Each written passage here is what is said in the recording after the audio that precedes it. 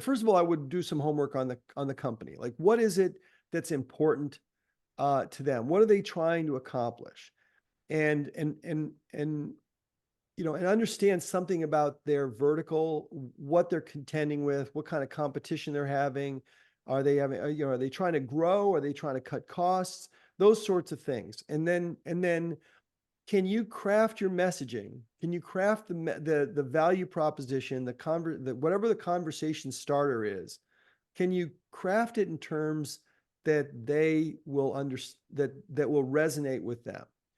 So, for example, if it's a certain company, I might do a little homework on them and figure out what's happening to them in the news. Are they growing? Are they trying to hire people? Are they having technical difficulties with something? Are they, what things are showing up for them, or what things are showing up for their competitors? And it's like, what sorts of things are their competitors contending with that they might also be contending with? And then can you frame your outreach? I'm assuming this is to try and get the call, to try and set up the call. I would try and figure out a way to communicate with them what it is you do in ways that matter to them. Because, and this is a point in the second category under principles, people don't care. They don't care about you. They don't care about what you do. What they want to know is what can you do for them? And so the important thing is, how can you make your message resonate with them in a very compelling way? And that means, can you reduce their costs? Can you improve their sales? And by what percentage? And how do you do it? And how difficult? Because the next thing you have to address is, kind of in parallel with this, is here's what we can do on your behalf. This is how we can help you. And the next thing they're going to be thinking is, well, what do I have to do to make this work?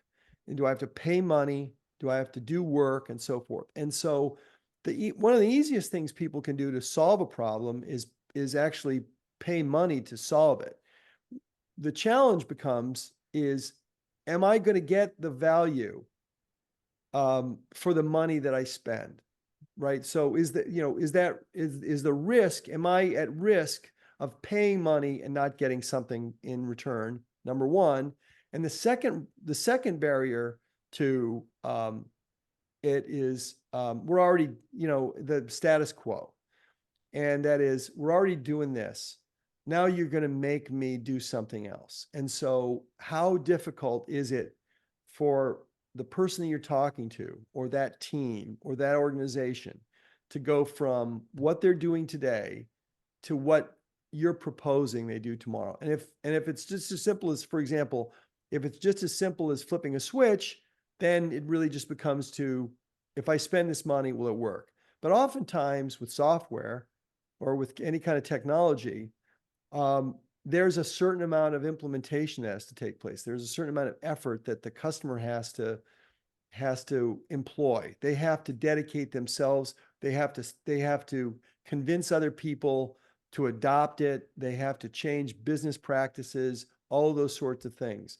And so inherent, or kind of bundled up into this initial effort that you're trying to get in and reach someone and get them to take a meeting.